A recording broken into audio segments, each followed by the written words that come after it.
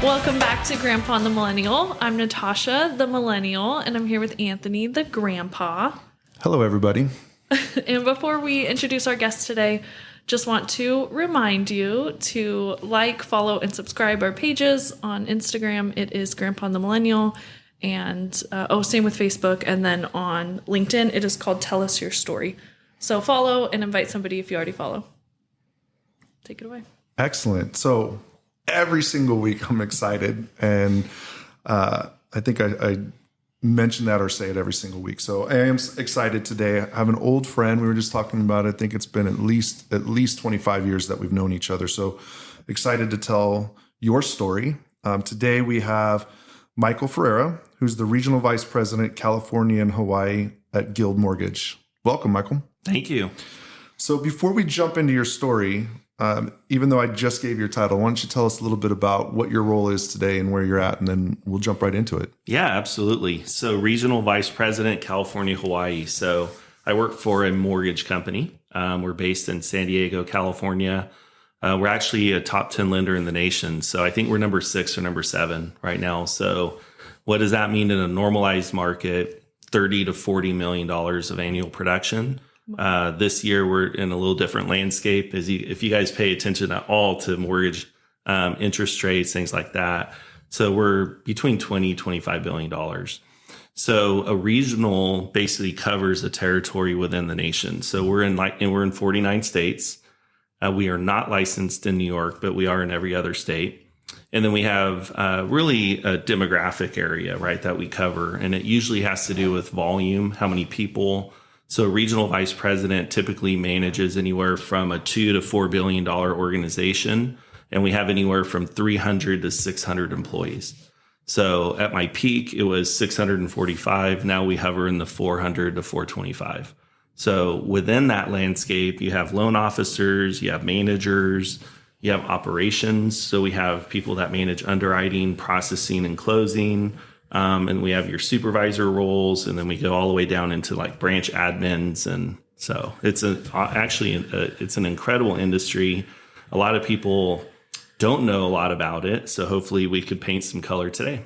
Yeah, absolutely. Yeah. Very exciting, and look forward to really jumping into all the leadership with those size of teams. And then I just have to comment, it must be tough having territory of Hawaii. How often you go into Hawaii? Yeah, you're visiting. We hear that a lot. And, the funny thing is when you're flying to Hawaii or flying back, you don't have Wi-Fi, right? So if you take 5, 6, 7 hours out of your day, you typically travel on the weekends, and then you're in the islands during the week. You're working. There's actually a lot of traffic. It's not easy to get around. So I would rather be on the beach and, having a cocktail or something. But our ohana, our family there, has been with Guild for a long time, and it's always a pleasure to go and meet with them.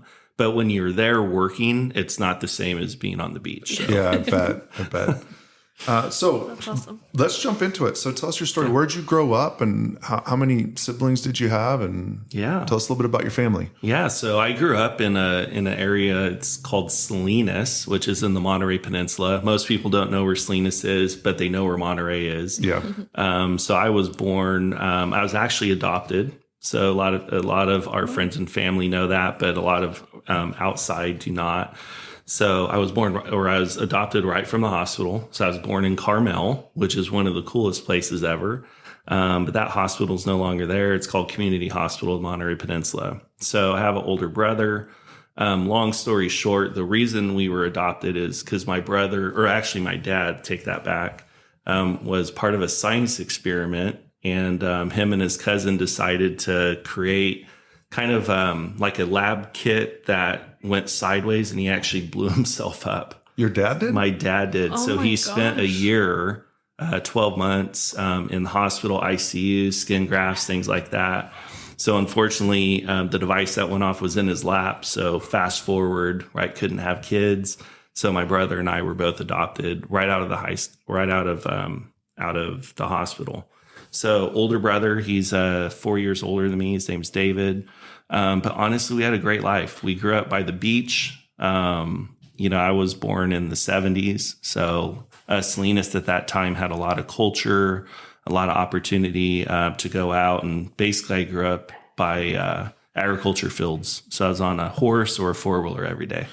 Wow, that's an incredible beginning. And your adopted parents, do you have a little bit of background on why they decided to? I don't. My brother decided to figure out like who his paternal parents were. But I believe that God, chose my parents for me. And it wasn't something that I ever sought after, or I didn't have this emptiness. I just figured, hey, my parents are my parents. As you grow older, though, and you have kids and grandkids, you want to know more about legacy or like underlying medical conditions, things like that. So at some point, I will figure out who my birth parents are and what that story is. But for now, I was very satisfied growing up, and my parents, to me, they were my parents. So. Yeah. Incredibly fascinating. I didn't know that about you. So tell us, going into high school and where you were at, what were your thoughts? What were your plans? What were your dreams? Who did you want to be? Yeah. So my dad was a blue collar worker, worked at Spreckels Sugar.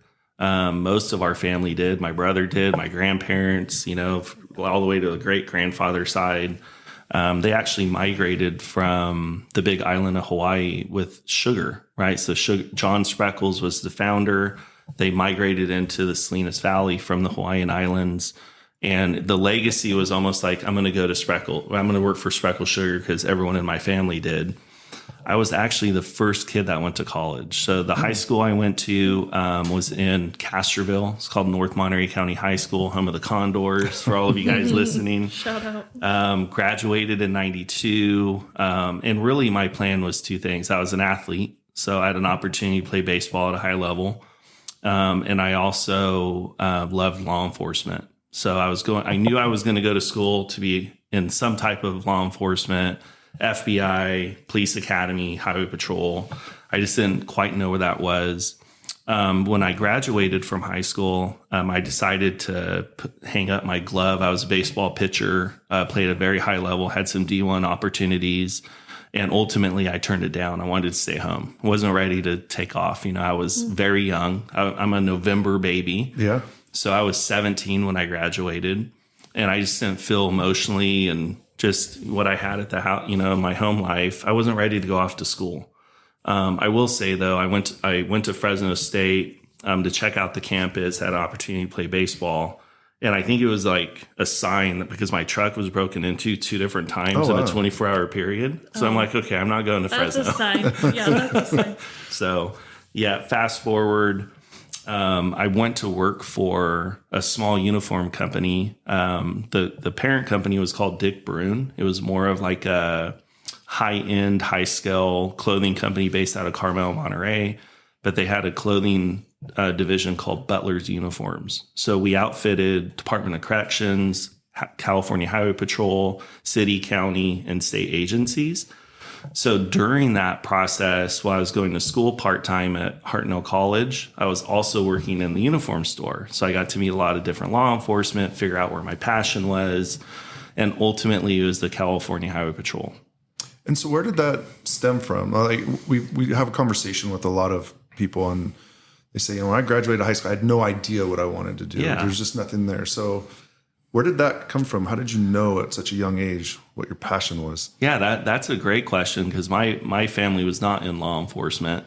But I think just being around it, and I grew up around, hunting and fishing and those types of things as a kid. I always had a respect for weapons and the power of what it could do, right? And the responsibility behind it.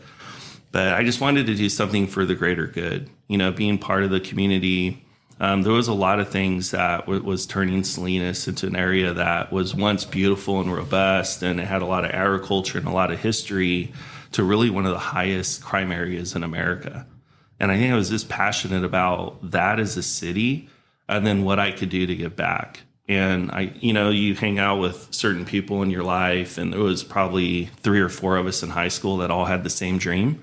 So we all kind of locked arms, went to the same schools. We went through a training called PCA 32, which is basically going to the academy at the level before. And then once you get into the academy, then you decide. Well, with the Highway Patrol, they had their own academy, so I didn't go that route. we had a surprise in our life. I know, kind of fast forwarding and jumping around a little bit. But during my freshman year of college, my high school girlfriend at the time, we dated during the time together. I graduated, went into college. We found out we were expecting a little one. That always changed the trajectory.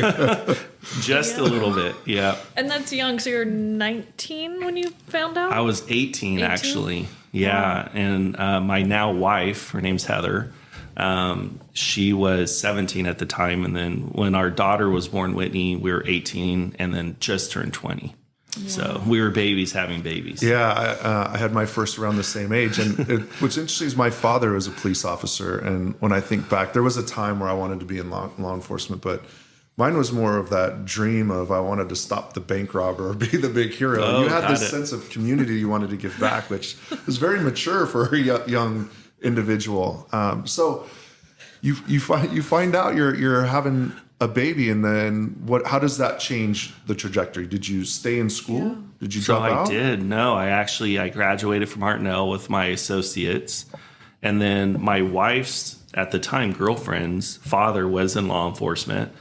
He was in the U.S. military in the Army, and he was being moved from Fort Ord, California to Fort Lewis, Washington. So I actually went to college up in Washington State. But during that time that I was in school for criminal justice, I was flying back to California and testing with the Highway Patrol every 8 weeks or so. Oh, wow. So this is an absolute passion. Passion. Yeah, it's like I'm going. So our first daughter's born. I'm in school full time. I'm working full time. Heather actually is working part time. She was a waitress. And then our in-laws were helping with our daughter, Whitney, right? So both Heather and her mom, Lori, would work kind of part-time at restaurants. They would serve, and then they would kind of work different shifts. So they would watch Whitney, and then I would watch her on my days off, and then also my father-in-law, John. So they were totally supportive. It was tough for my parents because, I was, 18 and just graduating, and then all of a sudden I'm moving to a different state, right? So I moved to Washington. And they were super supportive too, and they handled it. They helped me get through school. But I was the first kid, right, in our family on probably, 20, 25 kids that was the first one to go to school, go to college. Yeah, a couple of things to unpack there. So just a year before, you're 17, playing baseball, and you're not comfortable enough to go off to school because of your safe environment. And then, you end up with child and you're moving away. Would have been easy to give up. Like a lot of us would have said, you know what, I'll stay at home. I'll stay working here and close to home and keep my wife and child here. So what was driving you? Where did you find the strength? Because a year before that, you didn't have it. You wanted to stay at home. I know. Strength, so to speak. I'm not, just saying, but different perspective just 1 year later. Yeah.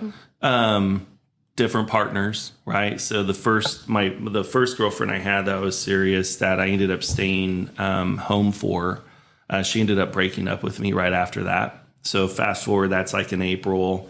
I meet Heather in July. It's actually July 3rd, 93. So we're coming up on 30 years. Wow. So I just knew the moment I met Heather, she was my soulmate. People talk about that. And up until that point, I had a serious high school relationship that was 2 years long. But I think it was the comfort of knowing that my parents were there, stable. There was a great junior college option. I could still play sports, but I didn't have to make any life decisions. Well, fast forward, right, when you impregnate a girl, that's a life decision, right? We were responsible enough to do that. And I don't recommend it, kids. So if you're listening, I don't either. Wait. So it worked out fine. You guys it worked out fine. Yeah, but it was tough, right? Get your affairs in order, get your career started, and date your wife or spouse, significant other, whatever it is. Don't start off the way Anthony and I did, but it just goes to show, when you make adult decisions, it's time to be an adult. So, well.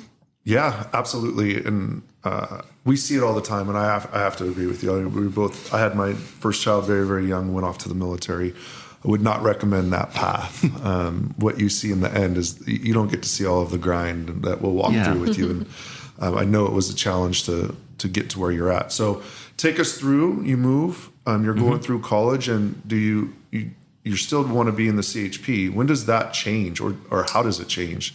Yeah, I'll walk you through that. It's pretty quick. So I'm in college, right? So one of our college classmates says, "Hey guys, like it's my buddy Dave and I. We go to school together, right? I have the parental thing. Heather living with my in-laws, kind of in like an ADU, like an accessory unit." And she comes in and says, "Hey guys, the company I work for is hiring. It's a bank. It's called Washington Mutual, and at the time it was $4.25 an hour. I think was minimum wage. Oh wow! So she's like, "Hey, it's $10.88 an hour." Right? Work part-time. They work around your school. I'm like, hold on a minute. $10.88 an hour. That's like 3 times minimum wage. But you don't have to be a bank teller. You can do whatever you want. Right? At the time, Washington Mutual was one of the largest institutions out there. So I went and applied as a teller. I had to take a test. There was 17 of us in the room. I was the only one that passed. Like you had a cash drawer, you had a TV, they give you instructions. And basically you were mirroring what it would be like to be a bank teller. Right. So I go in, my buddy Dave did not pass. That was a bummer because we were going to work together. But I passed the test. So, I'm hired in October of 95 is when I started my banking career. At the same time, I'm testing for the Highway Patrol. Right. So they knew it. Right. And I was very open because I had to take time off every 8 weeks. Right. Psychological, physical, all the things that we had to do. The hiring process is 2 years. For the Highway Patrol. And it may be a little faster today, but it was 2 years back when I was going through it. And at the same time, I went through everything, got my conditional employment of offer. It was in October of 97, was the same time our second child was born, Taylor. So I'm like, okay, so I'm in banking. I got promoted a couple times from that. So I went from teller to like a banker to internal loan consultant to an assistant manager, making really good money, having nights and weekends off. So when I get my conditional hire, they go by your social security number.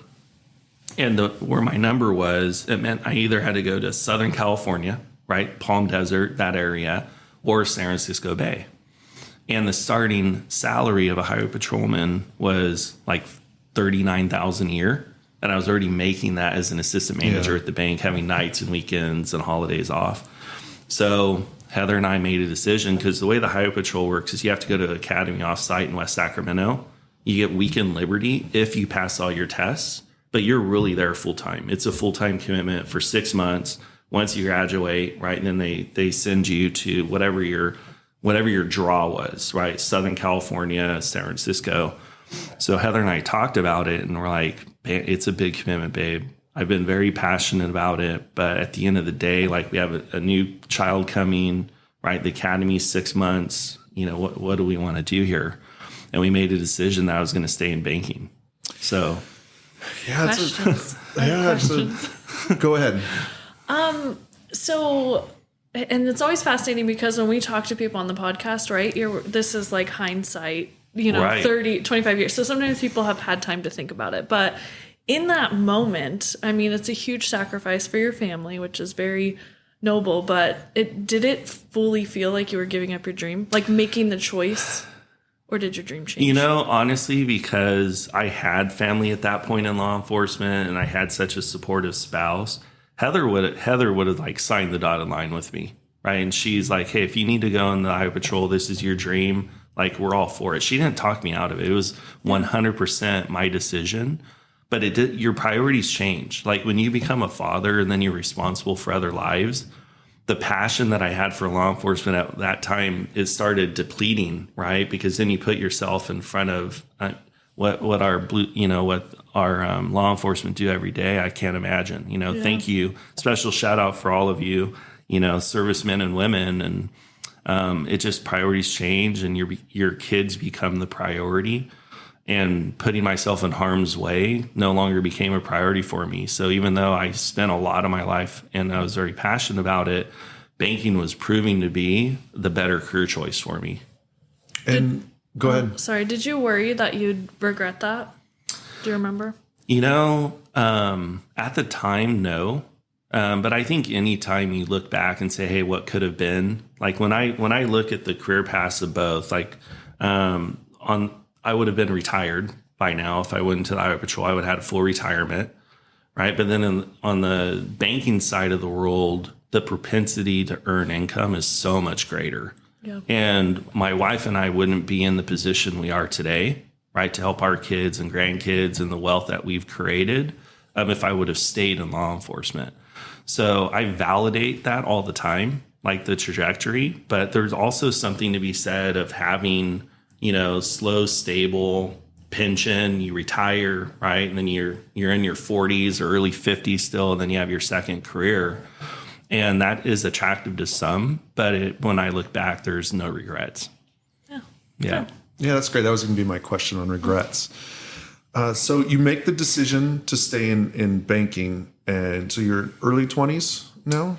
Yeah, so this is in 95. So I was, let's do the math, whoever has a calculator, right? 1974. So I was in my early 20s. But right after I made that decision, I was promoted at Washington Mutual to a branch manager. So I'll tell you a quick funny story, because that day, like when I decided, like, hey, I'm not going to the academy, right? I signed my kind of my conditional employment. There's a kind of a rejection option. Sent it to my background investigator. She was very upset. She's like, man, we dedicated 2 years of our life. And I said, I get that, Connie, but I dedicated my life to you too. And I also have 2 new kids that you don't have. So it's like, perspective is important. And I appreciate everything you guys have done, but fast forward, I'm going, right? She's like, right, got it. So you put yourself on a sabbatical for 12 months. So you actually have the opportunity to reapply. But the way she treated the whole situation, I just, it's like, I get it. She emotionally responded, but I was I had a different focus. So that night on Cops, you guys remember the Cops TV show, right? Mm-hmm. I do. Do you I remember? do. Do you? I do, yes. Nice. I won't sing the theme song, but maybe one of you want to. So there was my mother-in-law says to my wife, like, aren't you glad that Mike chose to stay in banking, right, versus law enforcement? And Heather and her were talking, and they're like, yeah, well, that night on Cops, there was a bank robbery, right? So the bank manager was held hostage and was eventually shot because he wouldn't open the safe. So we just talked about how it's so much safer to be in the banking side. And then that episode comes on. So he ended up being fine, but it was just, kind of looking back, it's like you think you make the right decision and then something else comes up. The universe speaks to you. Yeah, it does. So take us through your 20s once you become a branch manager. And actually, let me ask you a question.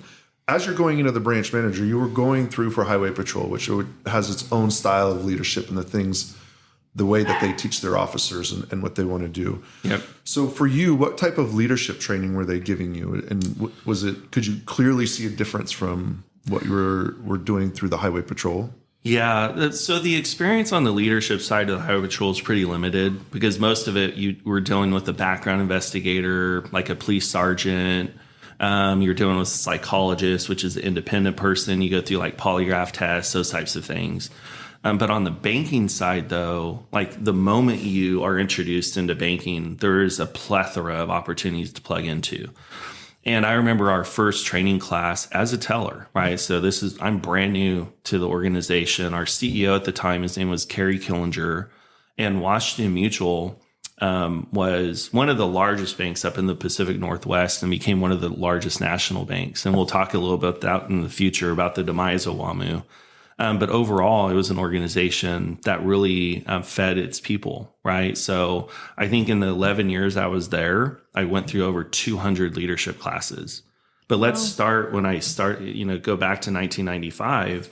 One of the ladies in the class talked to Kerry Killinger. CEO came in, introduced himself. There's, probably 20, 30 of us in that room. And she asked Kerry, she goes, so Kerry, like, talk to me about, coming in, being a teller, 1088 an hour. How do you sustain a household that way? And he goes, well, it's an interesting question. He goes, but first of all, right? We start 2-3 times over minimum wage. But second of all, why would you want to stay a teller? So ask that question. And he goes, there's so many different things you could do at our organization, right? We have 4,500 employees. You get loss mitigation, you have servicing, you have the mortgage side, right? Banking has 9 other lines. So he's like, well, why are you limiting yourself being a teller? And then that was like an aha moment for me. The light bulb went off. I'm like, okay, so that's a great analogy. So if I'm not happy with how I'm coming in or the starting pay, which I actually was, but knowing there wasn't a ceiling to that, and that if I work hard and work harder than anyone else in this room, there's nothing keeping me from promoting, right? And moving up and doing things that maybe bring more joy. And I was a teller for just over 6 months. And then I went into a new account position, loved that. Well, then the role that really captivated me was an internal loan consultant. So while I was on the teller line, I was helping our internal loan consultant by doing things for like pulling credit or like stacking files, getting it ready to go to underwriting. And I really enjoyed it. So I started partnering with her. And then the company was expanding. So they bought more banks in Southern Oregon. So we were trying to get back to California where all our friends and family were. So I moved to Medford, Oregon, stayed there for a year. That branch was like a top 1% branch in the nation for Washington Mutual. It's called like President's Club or Premier Club. So worked there for a year, very universal roles. But then our company ended up buying American Savings Bank. So that brought me back to Sacramento in the 97 range. So that was the assistant manager at the same time the highway patrol was happening, right? West Sacramento versus staying at Washington Mutual. And when I was promoted right after that to the branch manager of Davis. So I worked in Davis for 3 years. Loved it. College town. So as you're going through all of that, do you know this is now your career? Because you're under 30 at this time, right? You're still in your 20s. I'm mid-20s. I when I was promoted to branch manager, I was, I think, the youngest branch manager at the time in the company. And I was I wasn't even mid-20s. I think I was 23 or 24 years old. And I loved it. I loved the puzzle piece. I loved the customer service aspect. I loved giving the opportunity for someone to purchase a home. Right. And I always had a tendency, even though I worked in a retail bank, right? We had checking, savings, equity. We sold all the products. I was really drawn to the loan side. That's where my passion was. And so the way I'm envisioning it, and I'm thinking all of these, 4,500 employees, and you have people that are coming in at the entry level like you. Mm-hmm. What differentiated you from the others to start scaling in your career and growing in your career? Where others maybe burn out, either went to a different industry or maybe they stayed in the same spot for 15 and 20. And for some people, that's okay. I'm not saying it's wrong. Right. But you grew. You decided I wanted to grow in this career. So what was the differentiator there?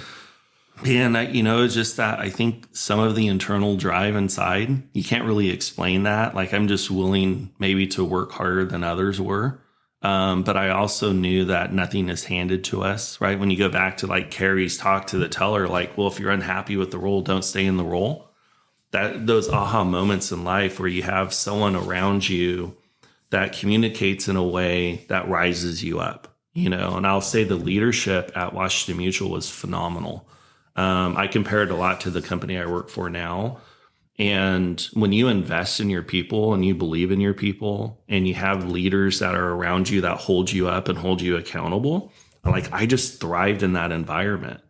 And looking back, like it just came easy to me. I loved the relationship side of it. I loved the loan side of it, but I excelled, and I'm sure some of it was just my internal drive. And then some of it was opportunity that presented itself.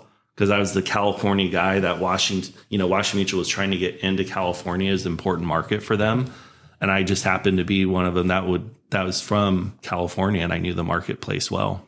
Go ahead. Any young leadership mistakes as you're coming up and people are being into you? Ton. Figure it out. I'll tell you. So one of my favorite stories. So I'm at Washington Mutual, right? 24 years old, Davis, California, branch manager. So my assistant manager was in her late 40s. We called her like no pun, like I'm not making fun of age here, but we called her the grandma, right? Like Grandma Diane. She was the oldest in the branch. But when you're in Davis, you're around college kids, right? Our tellers they worked at, they went to school at the university, and they would work 15, 20, 30 hours a week, right? Didn't have a lot of full time. But Diane was kind of like the house mom, or what I called the grandma. And here I'm the new guy coming in. I'm the manager. I'm 24, right? I don't know anything. She knows, she's been there for 15 years. Well, then my assistant manager, we had what was called, we had like this, it was called PACE. It was, I guess like a management school that Washington Mutual would bring someone in from college, put them through PACE, and they would come out as an assistant manager. So they go through leadership. They would go through all the different positions that the retail bank offered, but then they would promote into this role. So my assistant manager that I hired, his name was Josh Tyndall. We're still connected and best friends to this day. We called ourselves the Davis Boys, but he's like 20 years old. I'm 24. We didn't know any different, right? So Diane would shake her head at us and fix our messes. But I'll tell you, like, don't be afraid to make mistakes, because that's how you grow. But don't be prideful enough where you wouldn't admit your mistakes. Like, just be honest. Like, man, I really screwed that thing up, and I made a lot of mistakes, and I screwed up a lot of things. But most of the time, we could fix it.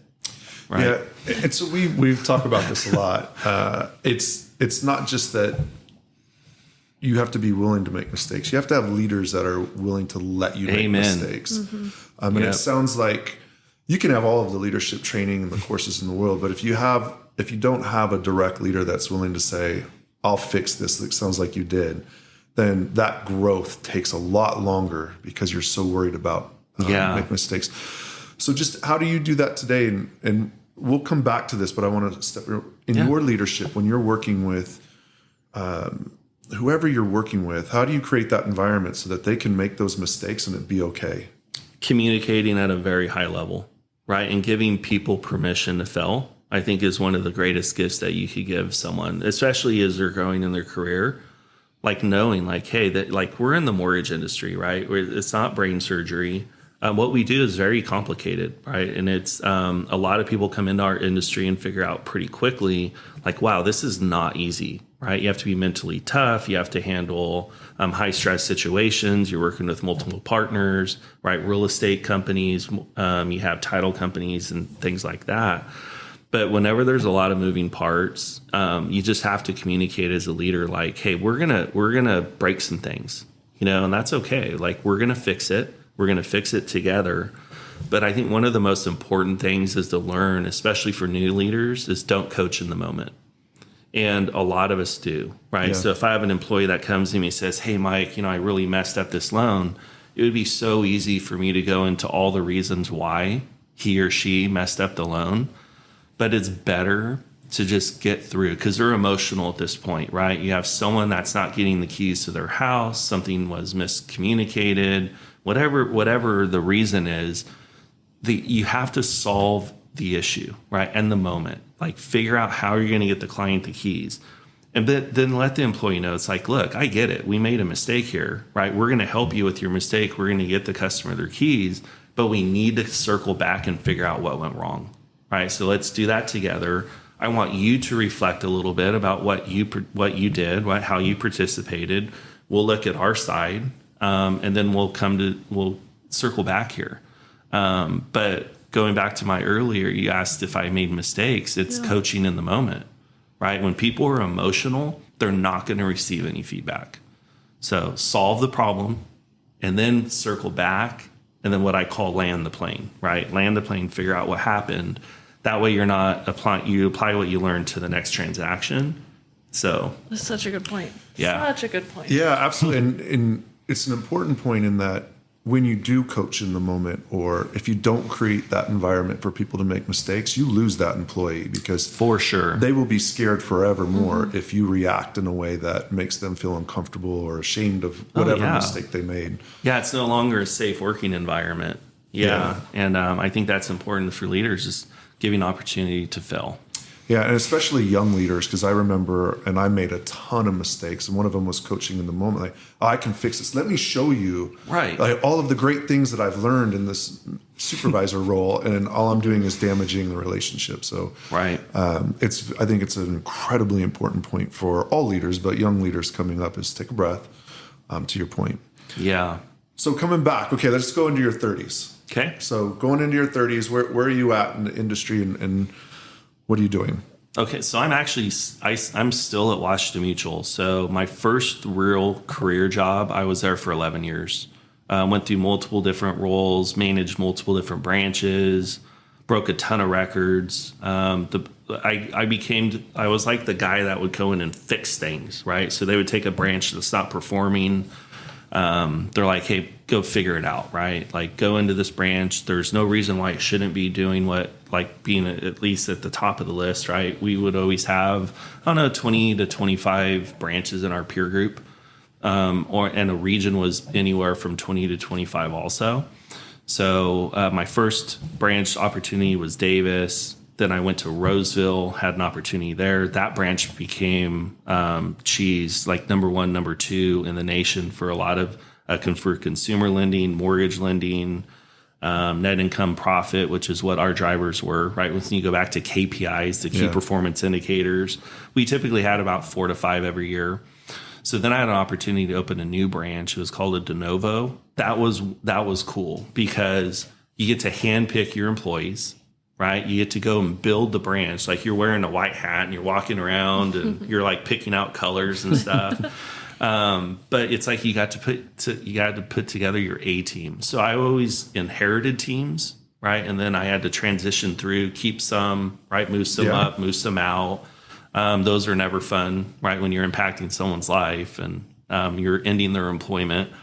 But you give them a long leash, right? And you give them the opportunity to grow. And if they don't want to grow, then you just move them out. You find someone else new that is willing to be coached and surrender to processes. And at the time, Washington Mutual led in market share. They led in deposit growth. There's a lot of great things about the organization. But more than anything, it's like they invested in their people, and they allowed us to invest in our people. So I would say that opening that branch in Lincoln was probably one of the funnest times of my career. And it was before the mortgage meltdown and the market and the economy really changed. That was like in 2005, 2006. And then from 6 all the way until the end, probably middle of 2009. If you guys Google any of that time in the mortgage and banking history, right, it's something that'll be in our history books for a long time. Yeah. Yeah. Absolutely. So just to touch on it, when you're talking about those, you move up or you move out, I would imagine you had a playbook that you knew what was working within the leadership and starting a branch, and those that they were unable to meet expectations for whatever reason. But you said something I think is very important: be coachable.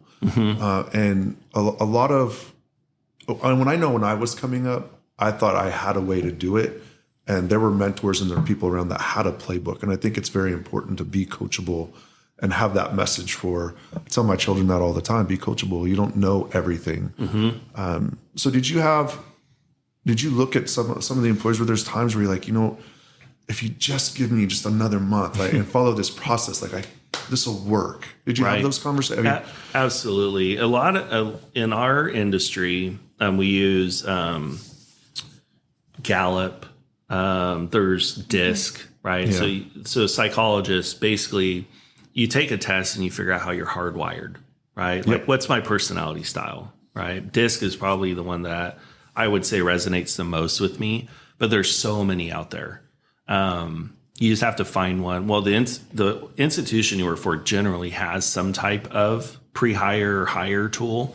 But once you learn the DNA of your employees and you learn how to lead them and what motivates them and how to correct behavior, it makes the conversation and the relationship so much easier because you're coming into it with communication. Right. So for an example with DISC, there's like red, yellow, green, and blue. Well, based on your DNA, the red and yellow is usually more on the sell side. The green and blue is more on the ops side. but it's not a pass-fail scenario.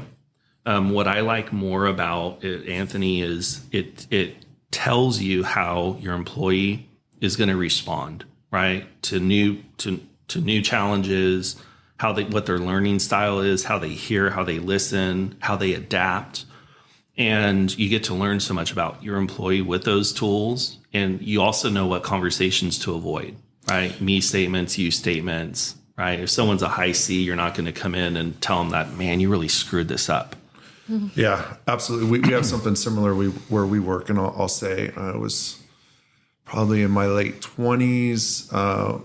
I would recommend it to every married couple out there, because understanding, you think you understand your spouse, but then when you take these tools, you're like, there's a different way you can communicate. So if you haven't done that, I recommend it. Oh my gosh. Okay, so we do funny story, we do family dinner to this day every Sunday night. Oh, I right. love that. But when our kids were younger, at an age though where they're old enough we figure out what their personality is, we actually did, as one of our family dinners, game nights, we did disc profiles on each other. Oh, that's a good one. That's Yeah. a good idea. It's really good. To learn out how everyone was and how competitive we were, and the reason behind it. Go ahead. I was just going to say, so question on this, because I think it's so interesting. And as a leader, you take these tests and courses, and you have your team do it, and you really feel like you're putting everything in. Mm-hmm. And then the other person still is just not getting there. And for a long time, I would take that as like personal. I'm like, oh my gosh, it's me. Like, why can't I get through to you? I'm trying everything. I feel like I'm, whatever. So when you have all of those tools and you think that you not necessarily have all the answers, but when that person still doesn't get to where you need to go or need them to go, how do you work through that? There's really two ways, right? You move up or you move out. So in our industry, there's not a lot of tolerance for misbehavior or for insubordination, things like that. Mm-hmm. Now, there's times when you inherit a team, it's very different than hiring your own team. But most leaders inherit team, right? So you kind of have to check your ego at the door, but you really have to ask not personal questions as, hey, are you married with kids, things like that, but just more of things that motivate them. And what I see most leaders do as a mistake is they come in and they make changes too early, right? They don't know their people. Mm-hmm. They don't know the processes. They have some success in their background, so they're coming in to fix something. But a lot of times they don't give themselves enough time to learn. And then they start fixing too soon, right? It's like we go back earlier with coaching in the moment. Well, of all the teams that I have inherited over the years, the first thing I need to learn is like, what are they going to teach me, right? Tell me where you're at in your life. What are your goals? What motivates you, right? And a profiling index is only going to do so much, right? It's a piece of paper that tells you how they're hardwired, but it doesn't tell you the whole story. So you see the black and white. Now tell me the gray. Yeah. But yeah, there's always, anytime you lead people, there's going to be conflict. Mm-hmm. And you could come to I would say an area where you agree to disagree. But as long as there's respect, right, and you understand that you guys are on a mission together, right, you're all in the same boat, rowing the same direction, you are going to not always agree. And that's what makes us better and stronger as leaders, is the employees that do ask us compelling questions like, well, why have you always done it that way, Mike? Well, I don't know. That's a great question. You tell me. Mm-hmm. How would you handle it? Yeah, it's really important. I also think it's important when you inherit a team to understand why things were done a certain way. So if you have tenured employees who have been there for a while, they went through a process and they put their heart and soul into something. And if you come in and just change it, you may still end up changing it, but understanding why they did it that way and having that conversation goes a long way versus just coming in and being completely disruptive. Yeah, I agree. If it ain't broke, don't fix it. Yeah. Okay. So being sensitive to time. So let's go into your 40s. Mm-hmm. So we're progressing.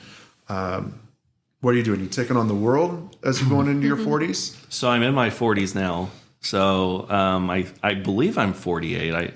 After 45 or whatever the number is. You don't count. Stop counting. 40s.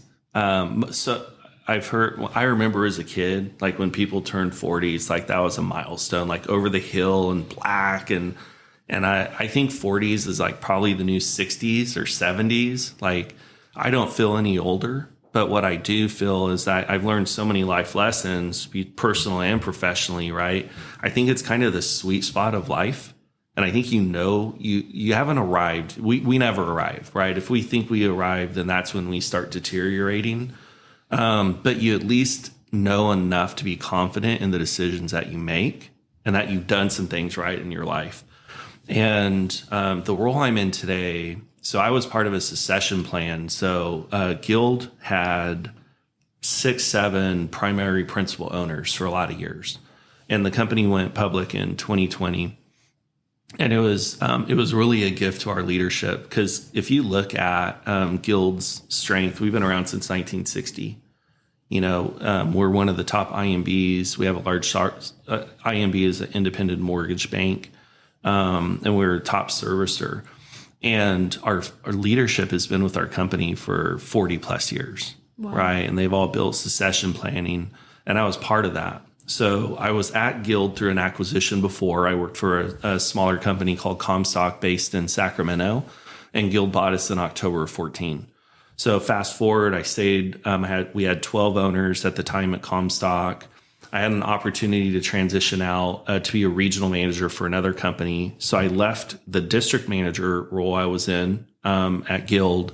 Then I went to another company called Movement Mortgage, and I spent almost 3 years there as a regional. And then fast forward to, 3 years ago, this succession plan, her name was T. Cherry. She was one of our owners at Guild.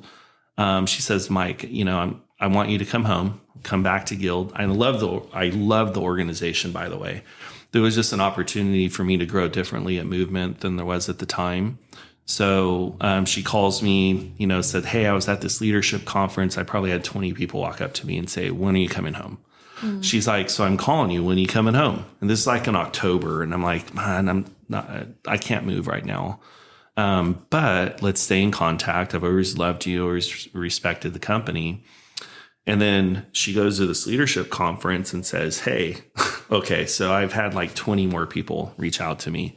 She goes, what are you doing on Sunday? And I go, well, I'm we're going on a trip. She goes, I'm coming in to town. So where are we going to dinner? And I said, okay. So she has this whole plan laid out. She goes, look, I don't know when I'm going to retire. I just know I'm going to retire, and I don't want to do this without you. So California, Hawaii used to be 2 regions for the longest time because of that acquisition that I was part of. When that acquisition was over, the company merged California and Hawaii together. So, and it's usually in the top 3 for overall volume, size of the region. It's market specific, right? And I think we were number 1 in volume in 2020, 2021. And then we always usually stay in the top 3, top 4. And it's a big undertaking. And at the time, there was over 600 employees. And T's like, look, when I'm not having fun or when the market changes or when I need to make a decision, I will. But you are my succession plan. I want you to come back. And eventually I'm going to pass the baton to you. So that happened in February of 2022. So I came back as a regional vice president, but I mostly focused on Northern California. And then she had all of California and then all of Hawaii. So when she passed the baton, I took over that organization and been here ever since. And wow. We have 60 branches, 60 leaders, just over 400 employees now, right? The mortgage industry ebbs and flows based on the marketplace. So we're in a lull right now in the industry, but it changes, right? Just as the weather does. So, and quite frankly, we had a lot of people come into the industry the last few years when it was easy. And now you're finding like the veterans, the ones that that have the grit, the mental toughness, the ones that will show up every day with the plan. They're executing, they'll stay in our business, but we're gonna push more out just because of the times. Incredible story, incredible career, and knowing you for so long. And there's a couple of things I want to unpack. And you're incredibly humble. You're telling your story incredibly humble, and we go back 25 years ago, and you can paint the image in your head where we're sitting around drinking a beer or having a shot of tequila. And this is, a question for you, and it's more for, the managers and the directors, and I'm looking at Natasha the Millennial. This isn't where you envisioned yourself. I can't imagine. It's not where I'm at in my career. It's not where I envisioned myself. It's I looked at the position you're in 25 years ago, and it's like, oh my goodness, this is insane. You have over 400 people. You have, 2 different things. So what is your advice to those that are, 30 years old? And I'm not trying to steal your question, but they're 30 years old and they're like, how do I get to, is that even possible? What's your advice there? What does it look like? Yeah. Well, first of all, it's absolutely possible. And to answer your question, Anthony, when, 25 years ago, right, when we were together, I remember going to your and Amy's 30th birthday party, anniversary. Yeah. Or was it? No, it was a birthday. Oh, was it a birthday? It was turning 30. Yeah. Birthday. Dang, I am old. Wow. It was. Yeah. One of the cool things about, the United States of America is that there's no ceiling on what we could do, right? Like, I think we take for granted sometimes the opportunities that are in front of us. And when we see that migrants and think, coming from third world countries, second world countries, other parts of, like just coming to America for the American dream, we forget about that a lot. And I'll tell you, like, hard work will never replace, right? Grit, having a plan. If you're not coached, get coached. I talk about being in Little League, and I had a coach. I was 8 years old and I had a coach.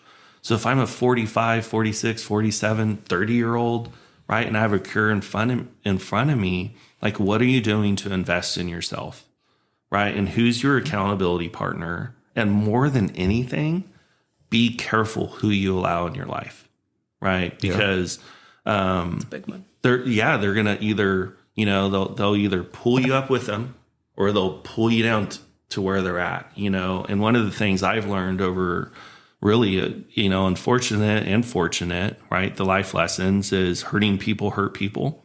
So be protective, right? And be around people that are going to lift you up, hold you accountable, and have mentors in your life. And it doesn't even have to be the same industry. Just find someone you resonate with that has had success, that is willing to share the success with you without expecting anything in return. And I've had a few mentors over my life that have done that for me. And I mean, T. Cherry, I was telling you, part of her succession plan, she could have chosen anyone. Like, why did she choose me? But then I go back, and then my wife reminds me and my kids remind me, like I earned it because I worked for it, and I was not okay with status quo. And I wanted, to be kind of light for my kids too, and show them like hard work pays off.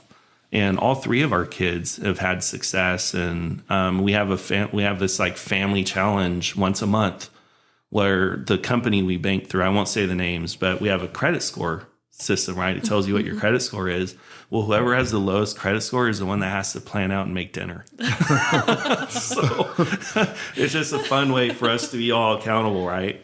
But no, I didn't imagine it, but I absolutely understand why I'm here.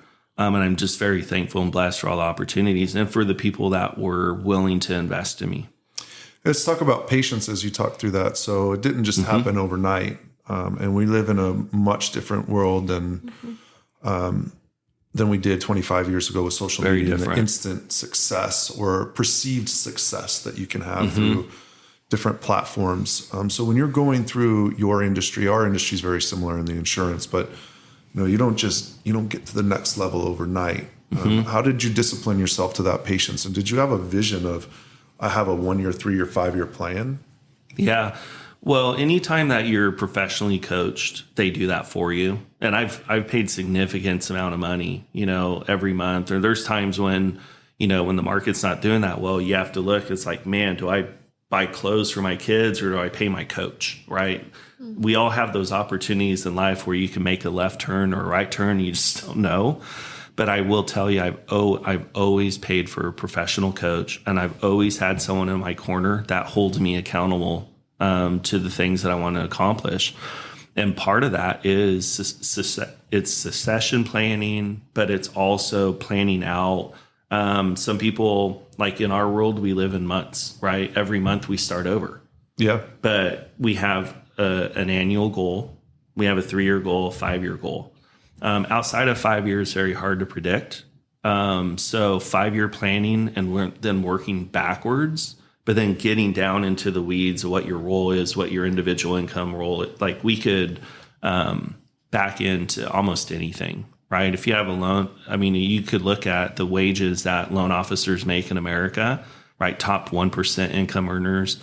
We have loan officers in our industry and at our company that make $2-3 million a year. So what does it take to get to that? Everyone's goal is different, right? Someone wants to be, hey, I want to work 32 hours a week and I want 8 hours with my wife and kids. Great. Let's build that into the plan.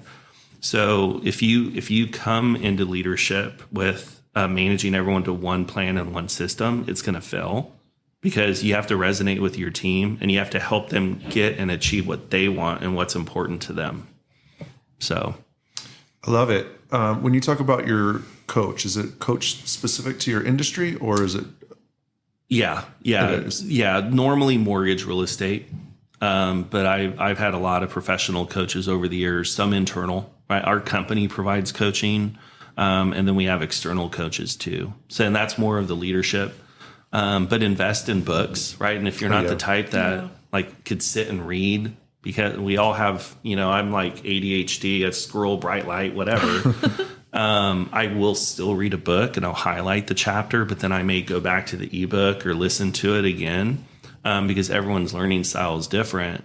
But one of the most dynamic leadership books I read as a young guy was Good to Great, right? Yeah. And it talked about level 5 leaders and being on the bus. I use that analogy a lot. Yeah, I do too. So, hey, are you on the bus? Right? That's where it came from. Yeah. Are you on the bus? Are you on the company bus? Are you on the right seat on the bus? And are you the driver of the bus, right? Are you the leader?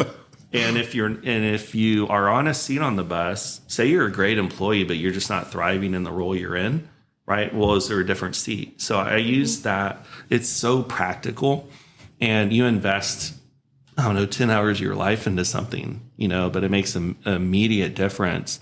And it teaches the humbleness too. And then what you'll find most level 5 leaders are ones that you could sit across the table from and there's no ego, right? They're willing to share what got them there, good and bad.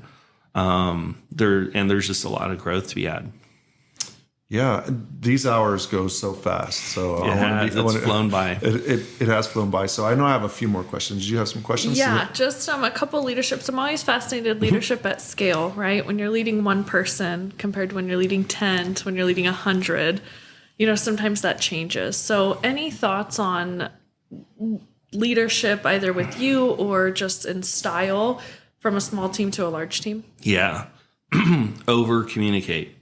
Right? Communicate even when you don't think you need to communicate, or when you told a story, tell the story again, because most people need to hear it, read it, see it 3 to 7 times, right? Depending on what book you read.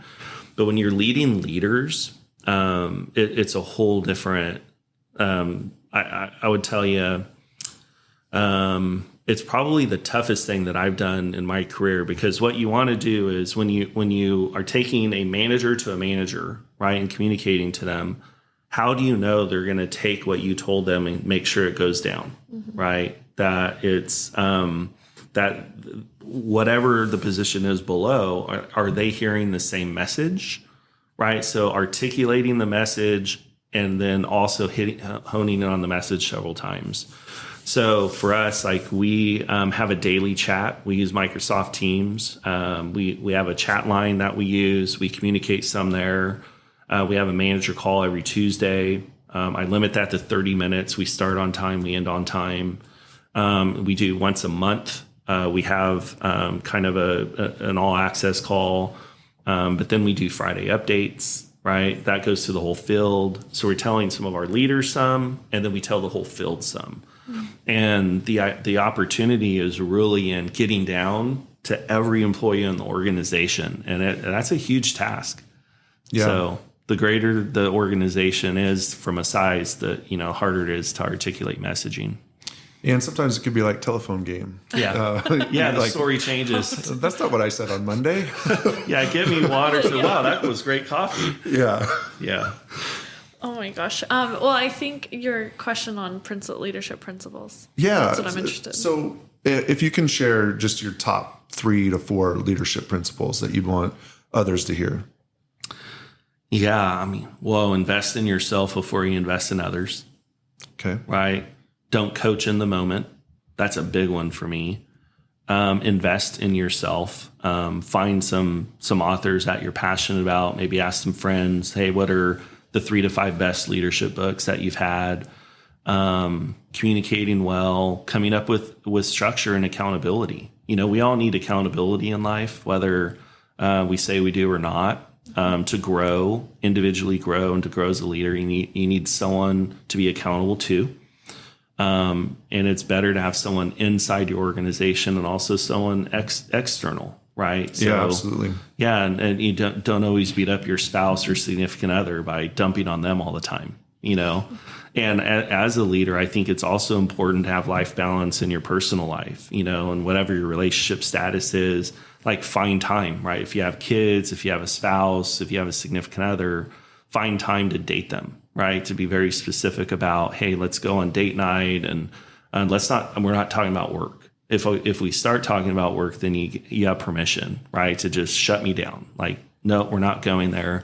You need to talk about like what you're doing in your personal life to be a better version of yourself, right? To have that balance. And a lot of times, we work a lot and I work a lot but I also am in a position now, if I need to disappear for a few days, right, and go off the grid, I can, because I have leaders that are willing to step in and to replace.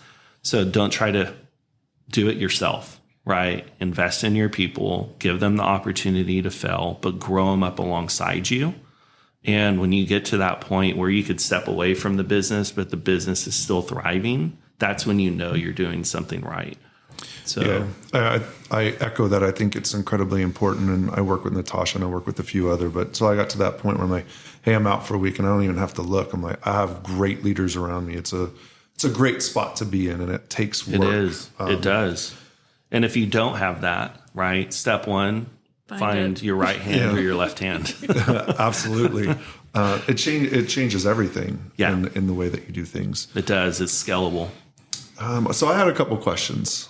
I had my staple question. So if you had one more person or one more conversation you could have with somebody alive or dead, so they don't have to be passed away, but one more person you could go back, have a conversation with, who would it be and why?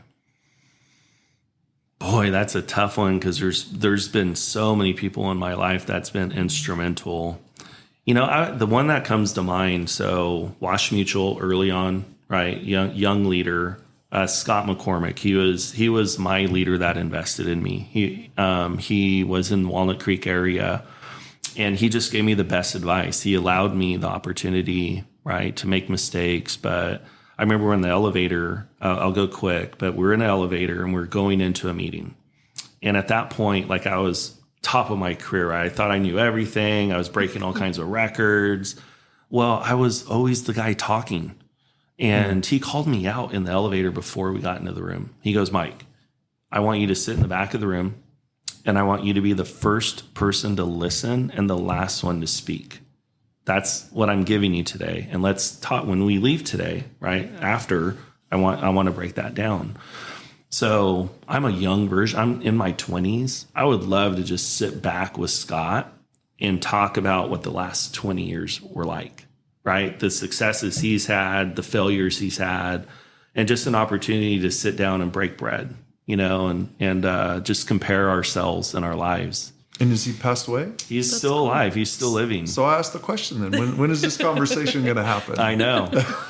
It's funny. We've reached out on LinkedIn and happy birthday and things like that. And I go down to the Bay Area because I cover it. So I will circle back with you, but I will have that conversation with them by the end of July. Well, if anything, you should share the podcast with them. And the reason why is because we have this conversation a lot. And we talk about mentors and people that have had impacts on our life. And you and I have, and Natasha, we have impacts on, and we don't know it. We have a conversation in the hallway or we give a piece of advice, and 20 years later, that's the butterfly effect is massive. Yeah. So I always push back and say, have that conversation because we're not promised tomorrow and you don't know what's going to come. But for someone to have that magnitude to come to you first, and that's your first thought in that story, I'd encourage you to have the conversation. Yeah. He's responsible for a lot of my growth and where I am at today. So that's amazing. Yeah. It's really cool. So my last question is for our next guest. What question do you want us to ask? And we got to the one that our last guest asked about how you fell into your career. That was the question that was for this one. What's the question you want us to ask? And I don't know who the next guest is going to be. Okay, so let's see here. Next question asks, what was one decision that they made that was pivotal for the success in the role that they're in? Okay. There's usually one, right? Like it's like the left or the right, like what way do I go? Mine was not going into the CHP Academy and staying in banking, right? And then fast forwarding. So I think that would be a good one. You could put your spin on it, however you want to rephrase absolutely. it. No, appreciate it. Yeah. I do know who the next guest is. It's a good question. It's a good one. Nice.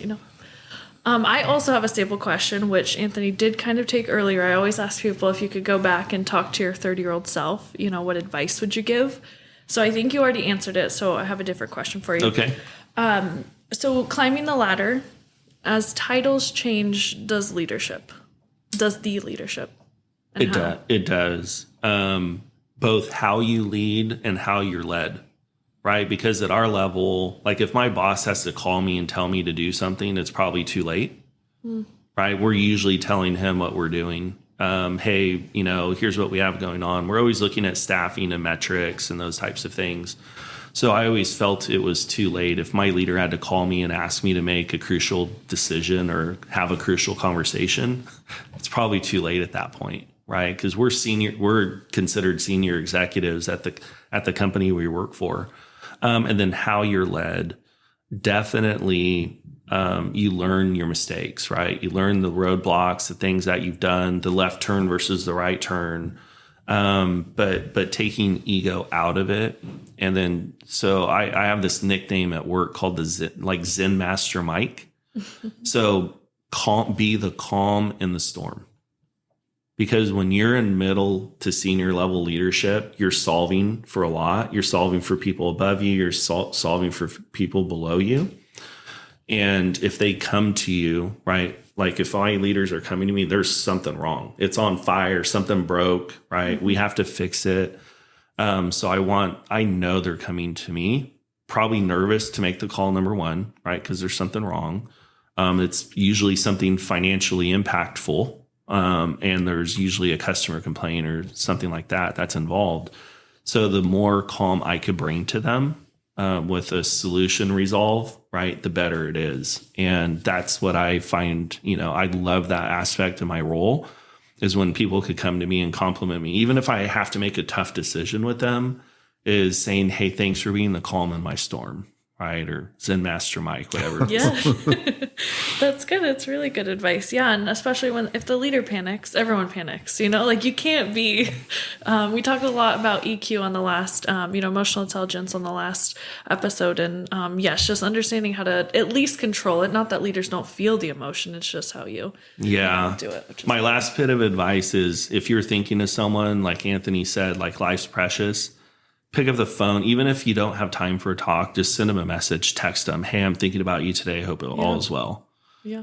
Random thoughts. I'll do it on weekends. That Sunday night, I'll be thinking about an employee and I'll just be like, hey, just thinking about you. Hope all is well. And it means a lot and it goes a long way. Absolutely. It does. And that will transition into your inspire. So we'd like to ask, who inspires you? and why? It could be a person, it could be a thing. What's your inspiration, or who's your inspiration? I mean, I know a lot of people probably choose their wife, but honestly, it's Heather, my wife. We've been together for 30 years, right? We've been married 26. It's like no matter what, she shows up. I mean, she could be sick, she could have not feeling well. She never does not show up for her family or for someone in need or people around her. And now she's watching our grandson full time so that my daughter, right, could still work, and son-in-law, and is bringing all this joy in her life, because raising grandkids is way different than raising kids, right? And all the responsibility that goes along with it. So definitely a special shout out to Heather. So I love you, babe. Oh, and I know Heather. Heather's incredible, and she's blessed to be raising her grandchild. We have two now. It just changes. It just opens up a whole nother chapter in your life. Yeah. This has been an incredible conversation. I appreciate you being on here. I've learned a lot about you and your leadership style, and this is why we do the show. So I absolutely appreciate you being on. So thank you. Thanks again for the invite. It's nice, to officially meet you, Natasha and Anthony. It's always good to see you. Yeah, thank you. He always makes fun of me. I take so many notes, but you had so many good pieces of advice. So it's exactly who we hope to have on the podcast. And so really appreciate your time and your insights. Yeah, I hope that I inspired someone today. And of course, I'm always available. So if anyone has to or wants to have a deeper conversation, I'm always available for that. So Anthony knows how to get a hold of me. Yeah, I love it. All right, I'll close this out. Yeah. All right, Gramps Millennial and Mike out.